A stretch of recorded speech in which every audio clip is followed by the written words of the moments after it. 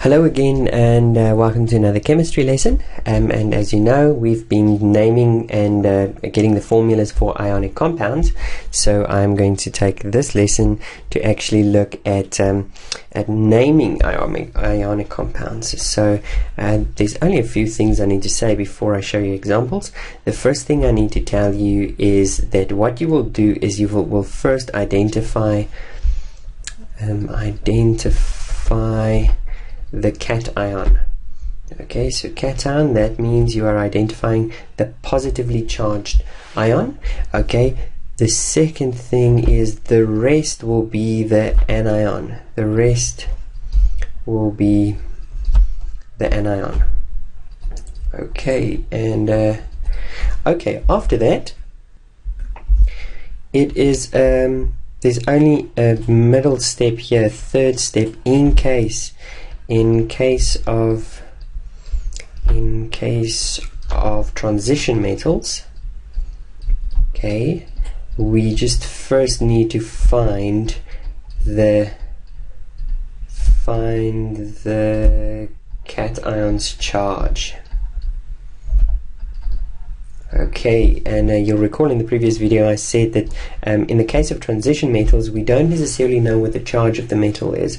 So when we want to write the name, we would write the metal's name, and we then in the name have to indicate what is its charge. Okay, so in brackets we will then indicate the charge of this metal, and then we will write the anion's name.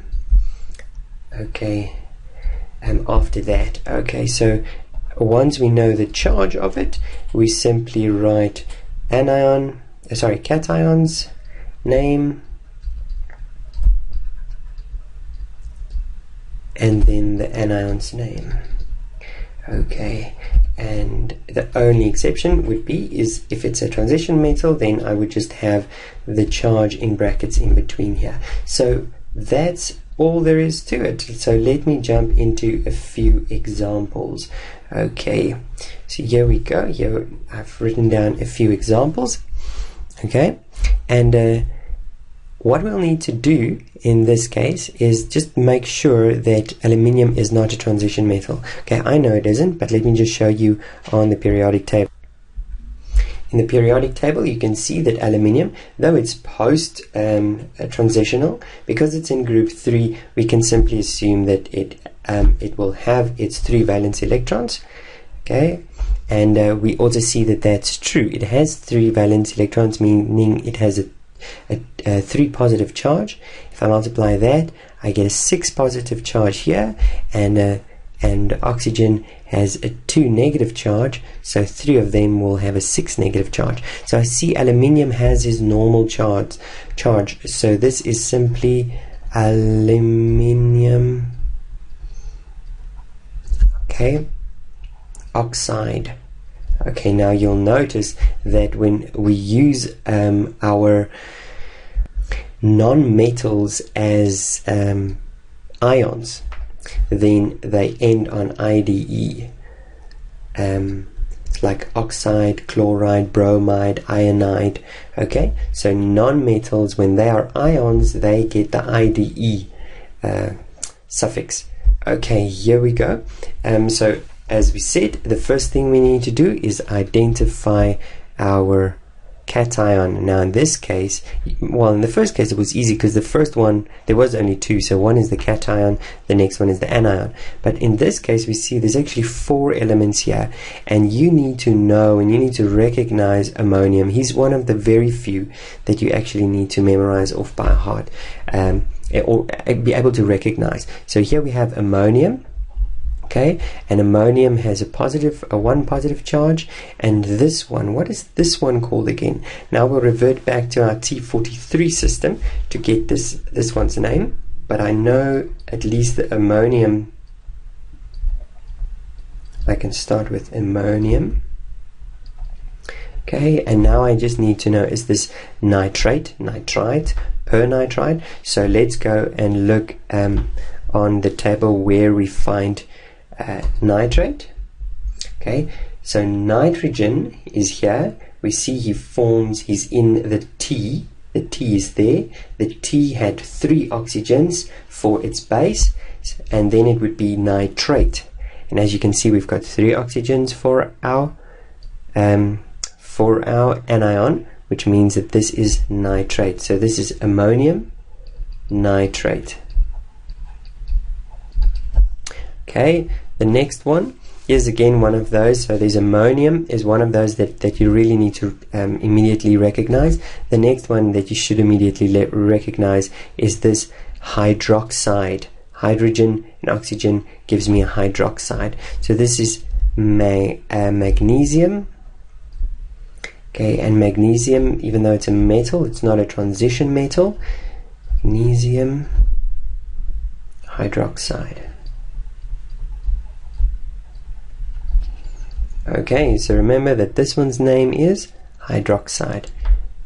Okay, the next one, again, we can see in this case, if we first identify our cation is in this case the first one, potassium.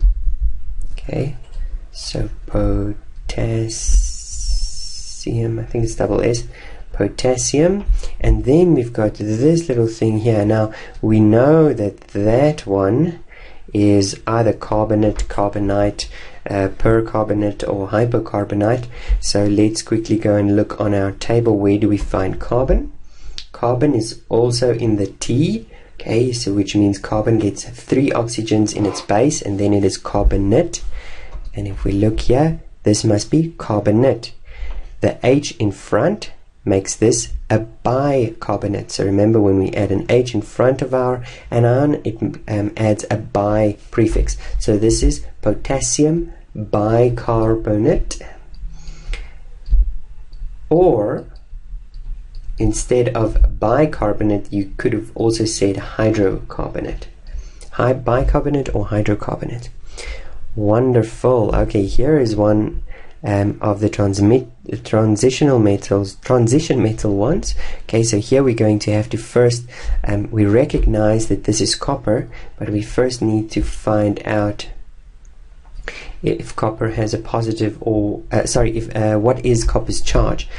Okay, we know that oxygen has a 2 negative charge, so oxygen is 2 negative.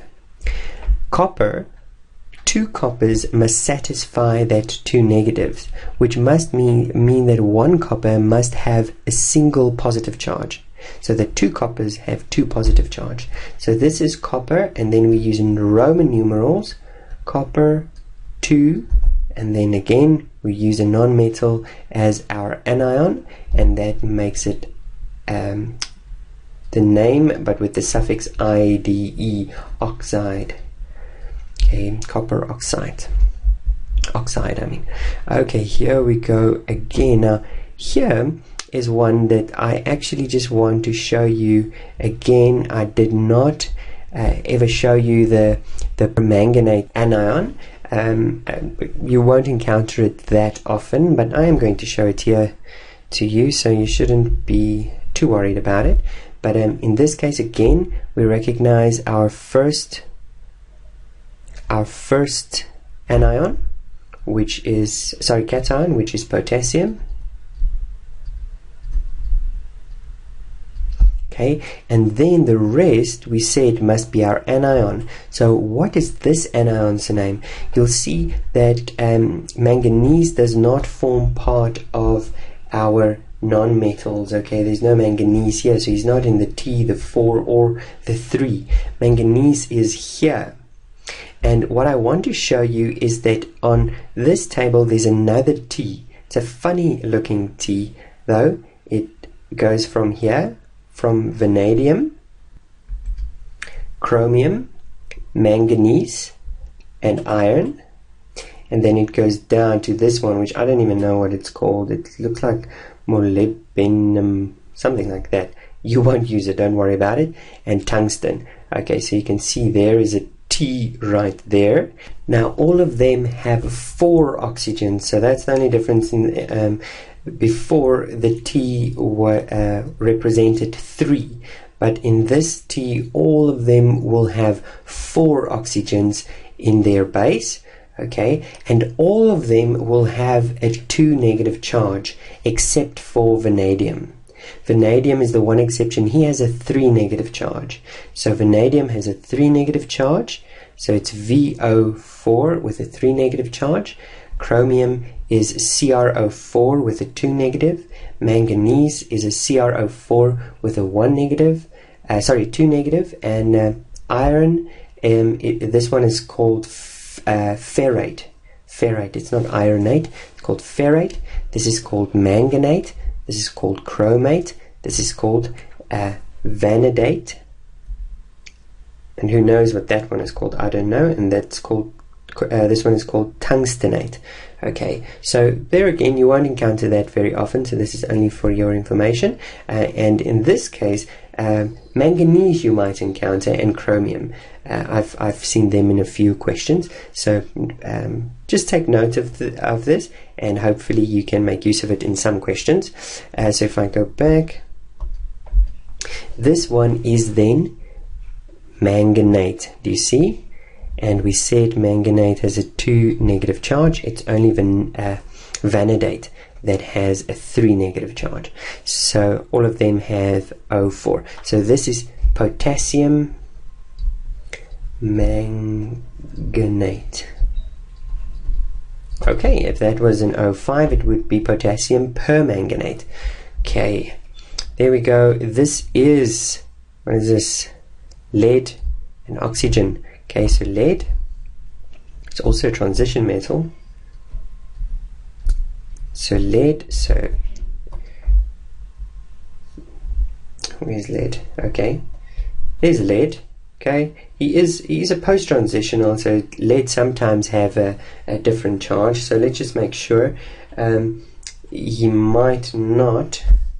So let's just make sure what lead's charge is in this case. Okay, 2 oxygens has 2 negative charges. Okay, he is in the 4, so two negative charges gives me a 4 negative charge. Lead is in the 4th group, which does give him a 4 positive or a 4 negative charge, depending on whether he gives away his 4, shares his 4, or whatever. So this lead has a charge of 4. And then, but you could have left it out, since the 4 corresponds with his group number. You didn't have to write it. And then again, oxide, because we have a non-metal as an anion. Okay, excellent. And here we go. Our last one is going to be, hopefully you immediately recognize, ammonium. Ammonium. Okay, and then what ever is remaining, in this case it is an H, SO4. We know if an if an anion starts with an H, it's either a bi or a hydro. Okay, and this one, hopefully now you can recognize sulfate already. Okay, so that is sulfate, and if you don't, you know how to get it. So that is sulfate. Okay, it can be with an F or pH, and since it's an H, it's either bisulfate or hydrosulfate. Any one of these two would be the correct name. And there we go. That is how we name ionic compounds. I don't think it's difficult at all. Hopefully you agree with me. Thank you for watching, and I'll see you in the next video.